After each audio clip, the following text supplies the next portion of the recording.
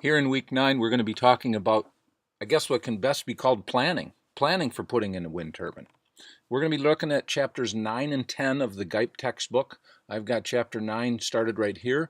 And just before spring break, I asked you guys to look online and see what you could find as far as used wind turbines. eBay or Craigslist are good ways to go. A couple of you have yet to turn your stuff in. You still need to do that. And so that's a good start. But most of the time, if you're going to be spending that kind of money, maybe you're going to be buying a new system.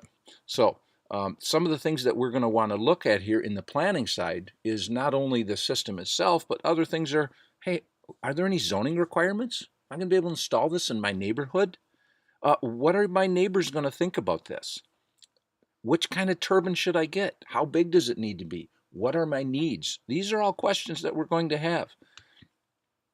And then, am I going to connect it up to the grid? And if I do, how do I do that? Is my power company going to let me do that? Chapter 10 covers grid interconnection, and we'll talk about that as well. So this week we're going to be looking at chapter 9 and 10, what I want to look at in buying a wind system, and then what are the necessary permits that I'm going to have. Once I do that, those permits, there's probably going to be some documentation that the utility company is going to want me to have, that perhaps my county board will want to have, or my town board, or the city that I live in. There might be some documents that I need to create. I may need to come up with some maps. I may need to do things like have the soil looked at to find out if it can handle the weight of a wind turbine, or whether it can handle the pull strength required for the guy wires. So these are all things that I'm going to have to look at. So let's go through some of the things that are in the text. One of the things Mixagrillo tells us, again, we hear about Mixagrillo. Paul GYPE really likes Mixagrillo, as do I. He's taught me very many things. And his advice is that by spending $1 on improving energy efficiency, that's going to save me anywhere from $3 to $5 on the cost of the system. What does he mean by that? If I don't reduce the amount of energy that I'm using, then there's a good chance that I'm going to have to put in a much bigger wind turbine to handle all the needs that I'm currently using. So,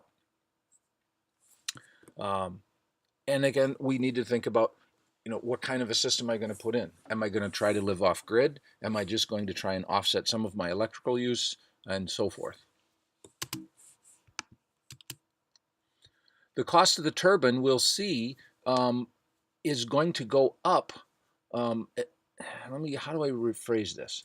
If I put in a great big wind turbine, the cost per kilowatt goes down. But if I put in a small system, let's say I spend $12,000 to put in a system that's only going to generate maybe 40 kilowatt hours a month, how long will it take for me to recoup my investment?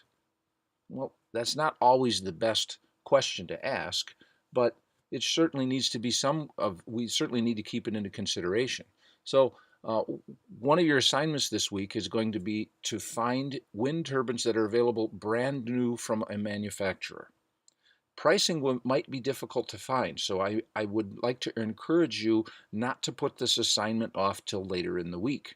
You may need to wait and hear back from someone. You'll go to their website, you'll say, I'm considering putting a turbine in on my location here, and they won't sell it to you. They'll only sell it through a dealer. So you may have to give them some information as far as where you're at, and the dealer will be in touch with you, and then the dealer may not want to give you pricing right away because they're going to want to find out how serious you are and so forth. So it may be somewhat tricky. So again, excuse me.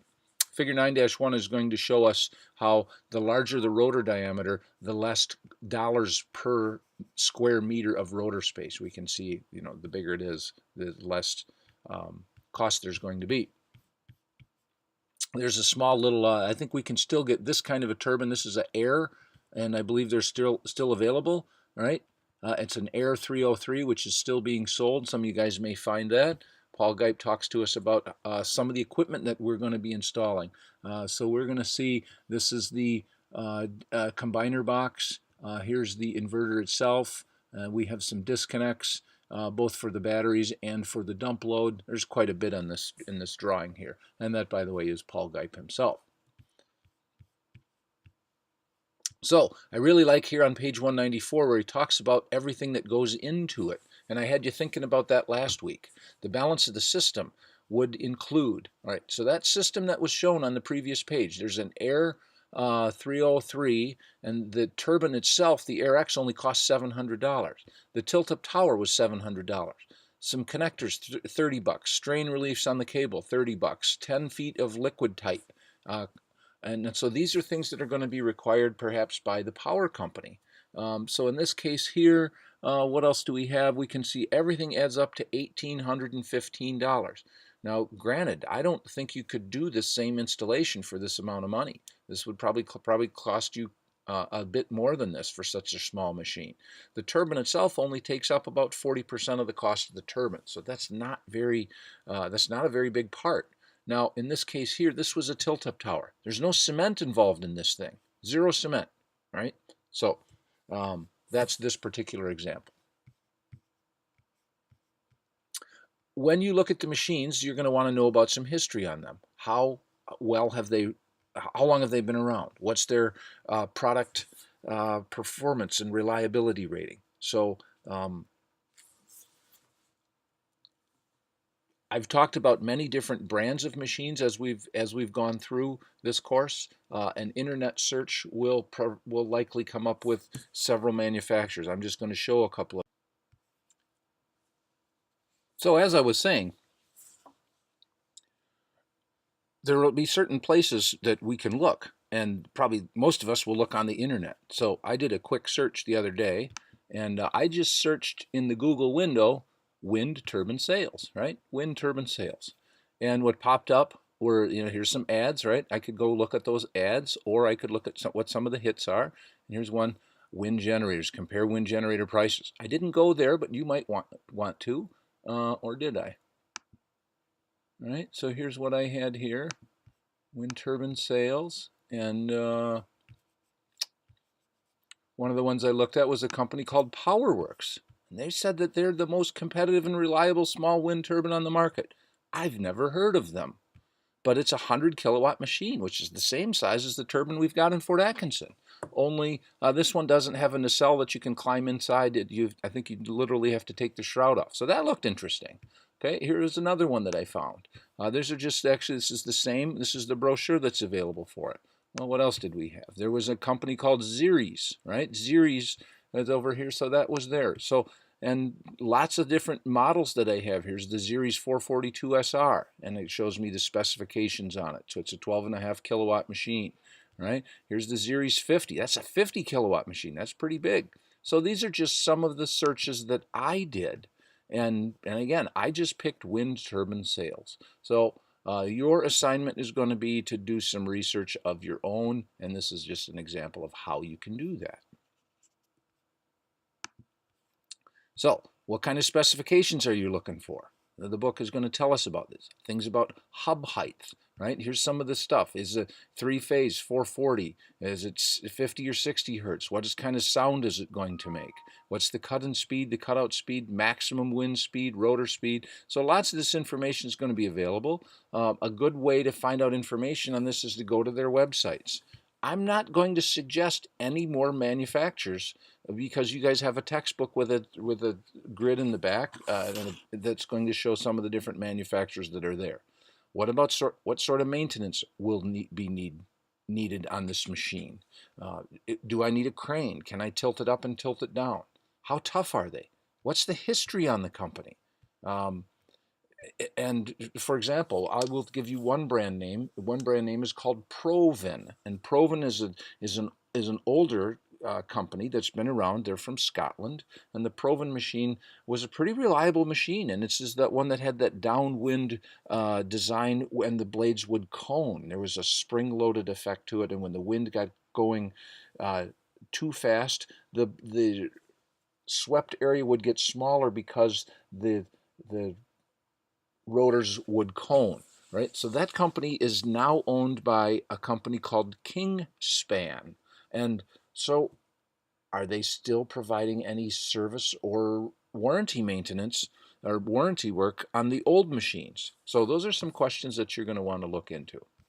Um, uh, I want you to make sure you read the entire chapter. There's some information in here that talks about, instead of buying a brand new machine, maybe you can buy a rebuilt machine that comes with a new warranty. You can look at that. Manufacturers, again, they're shown in the back. Dealers are listed here. So you're going to have to find information on all of these. And you're going to have to give me your sources. You're going to have to tell me what you found. Is there warranties available for them? And so forth. There's some case studies that are shown here in the back, and with a pretty neat picture of a turbine that was a very successful one. And I just noticed that there's a guy cleaning the swimming pool over here. That's kind of interesting. All right, so that's what these are things that we want to look to when we buy a system. Okay, here's a nice list of do's and don'ts. Check that out. Cost is always going to be a matter. It will always be an issue. So that is chapter 9. Chapter 10 is about how to connect this thing to the grid. Let's see if I can find that. Get it open. All right. Oop, wrong thing. Darn it. Let me close that. Don't need that. This is the one I need.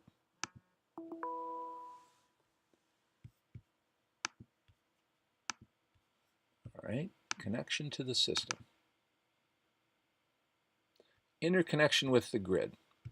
All right, how do we connect to the grid? Well, I've got a PowerPoint for that as well.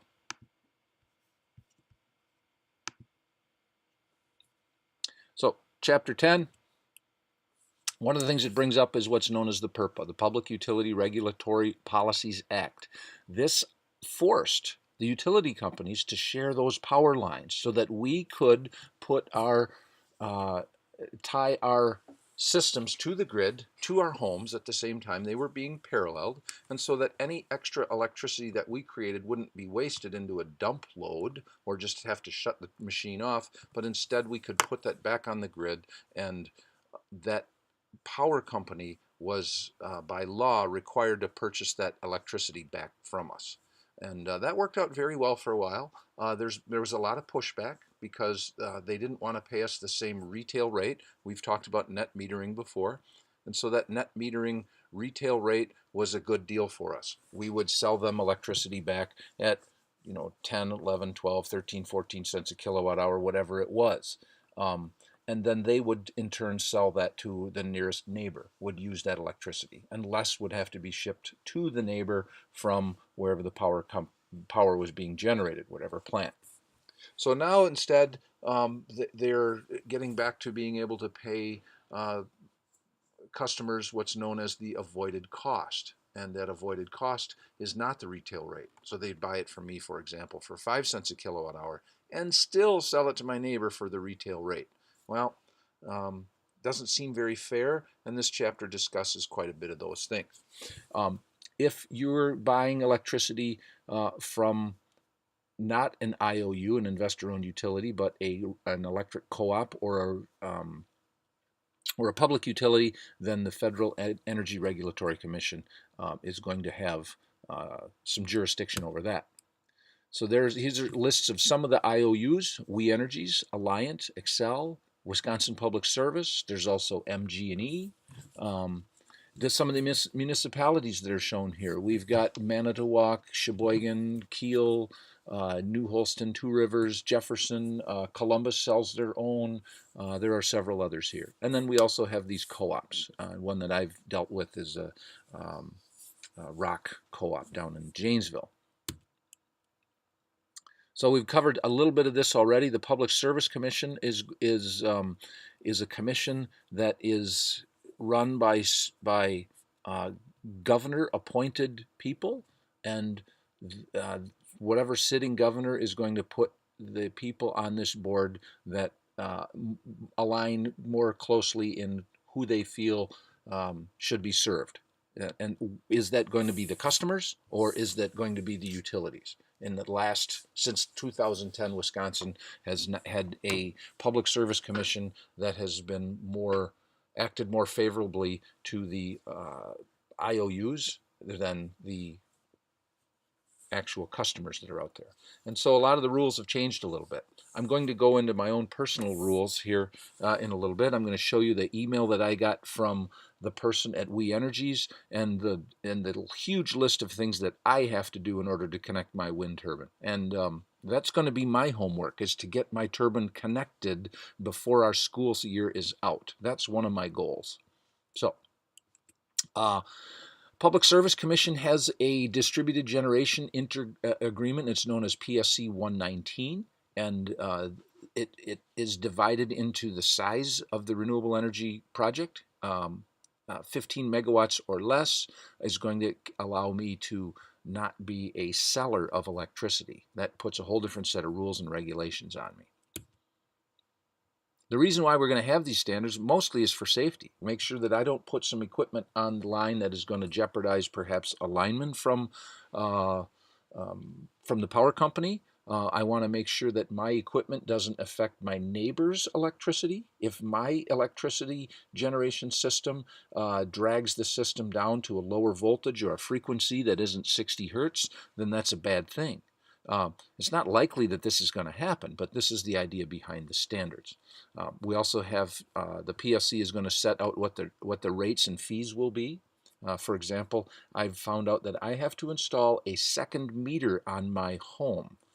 Instead of just having a meter that will count the amount of kilowatt hours that I'm buying and subtract that from the amount that I generate, or vice versa, I need to put in a second meter. And they get to charge me for that second meter. They get to charge me every single month that I have it. Doesn't seem right. But that's the way We Energies works. So we'll get into that in a bit. Some of the policy is listed here.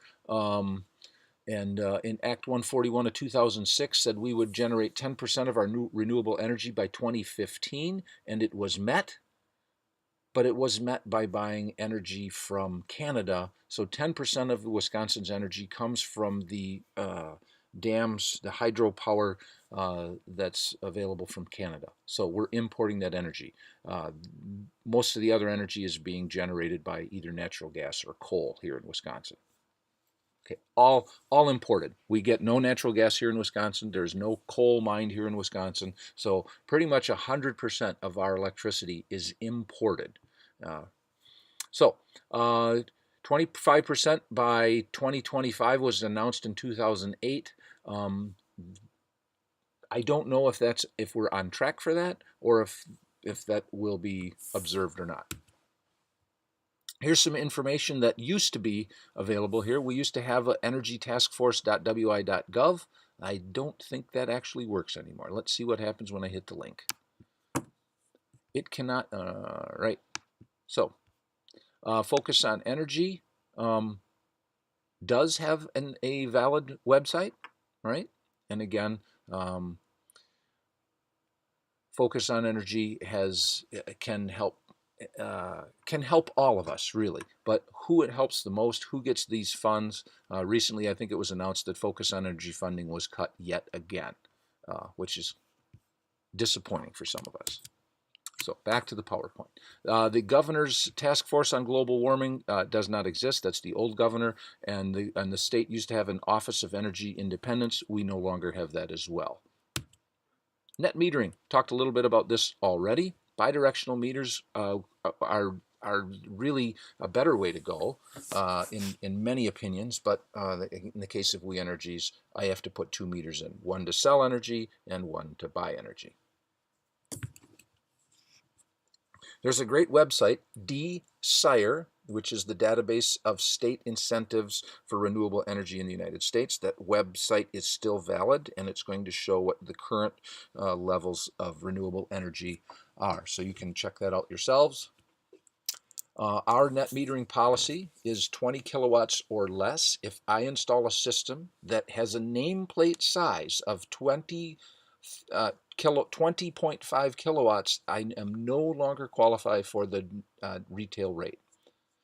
There are also some utilities that allow for higher amounts. So the net metering policy that the state has is merely a guideline, which can be exceeded. Most of our utilities don't allow that. but some can.